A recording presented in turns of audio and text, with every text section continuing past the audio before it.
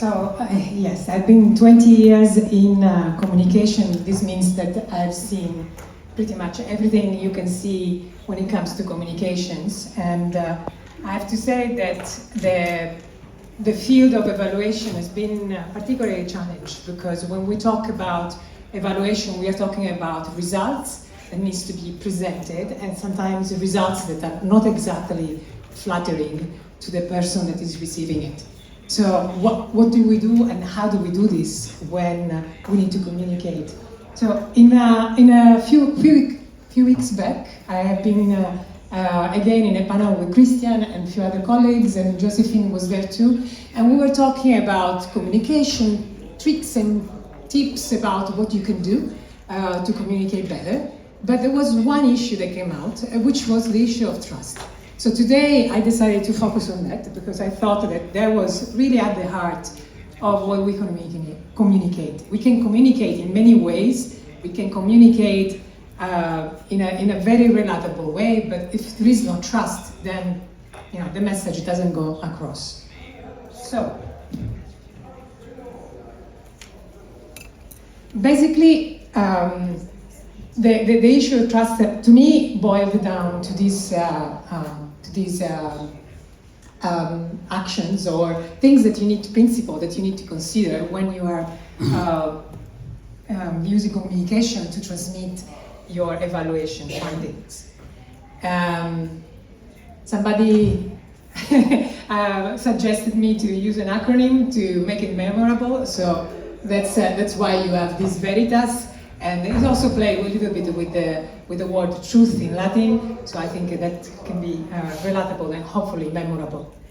So when we're talking about voices, the first thing has been using trusted messengers, right? So we're talking about associating ourselves with reputable institutions, reputable people that can bring our message forward and not shoot ourselves in the foot, right? Being associated with the wrong party, with the wrong, or being seen associated with the wrong party can be really what is going to kill our message. So one is choose the messenger right, for the right audience, of course, right? And then we have the second part is the ethics, acknowledge bias and ethical consideration. We all have bias, and we all inadvertently use them or not, but it would be is a part of an ethical consideration to be fair and say this might be the bias that have been that in our evaluation. These might be things that we need to make sure that we consider when we are reading these reports, and this is also builds trust. The third point would be relationship.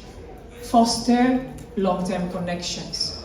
This talks about the issue of building trust among people that are going to work with each other.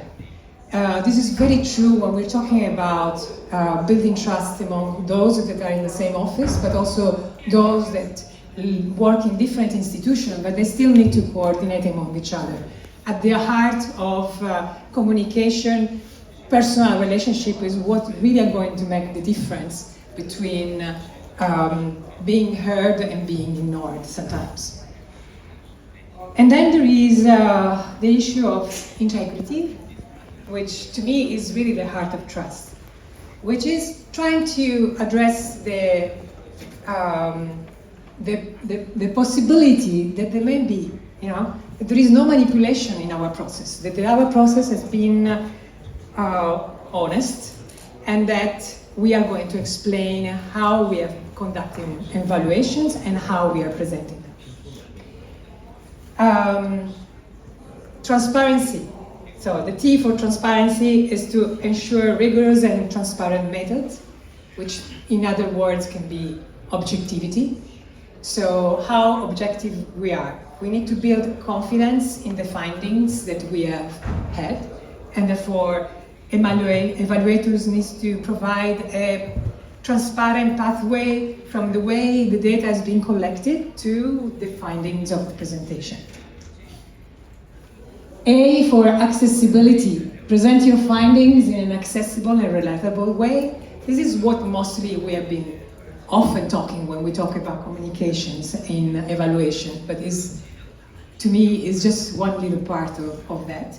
But it is still very, very important because we need to speak the language of the person that is receiving the message. And when I talk about language, it's not about only French or English or Spanish or whatever is your language, or Chinese, but it's really like, is this something that I can understand? Is it too technical? Not technical enough. So this is the kind of questions that we need to ask ourselves when we present our evaluation. And then finally, there's for stakeholders, engagement. This engagement often comes a little too late. And as Anna was just saying, it's not about, communication shouldn't be the last step in the evaluation process. It should be really early on. Why? Several reasons, but for me, one of the most important is that stakeholders that have been engaged since the very beginning are also the ones that can help us to request that the evaluation findings are going to be public and therefore shared with as many people as possible. This ensures transparency, ensures accountability, and ensure that the evaluation findings are not just going to be used by those that have commissioned the evaluation, but also by others that might learn from it. So this is my Veritas acronym, and so I wanted to bring just a couple of examples of how the GEI is trying to foster trust in the messages that we promote. Now, the GEI, the Global Evaluation Initiative, the mission is to strengthen capacity building in monitoring and evaluation. We do not perform evaluation, only seldomly, and these are usually for capacity building purposes. So this is not really our goal, our need, but still, if we are talking about what we do, we need to build trust in the process. So one of the ways in which we thought that a story can come across and really be relatable has been talking about, of course, people. Everybody can relate to people. A story, a personal story, is more relatable than 100 pages of findings and data. And I have here my colleague Graham. He has been the author of this last story that we have posted very recently, and that I think really in few words have been able to explain how we are doing things in the GEI and how our work is impacting at the end also the lives of people that are on the ground and that are very far removed from us, but sometimes are really like we from many steps away, we can really improve the policies and therefore the lives. So I would invite you to scan the QR code. You can see the entire story. It's just 2 pages long, because this is also the quality of a good communication. It should be short, brief, to the point, and therefore you can read by yourself and let us know if we manage to come across and get our points across.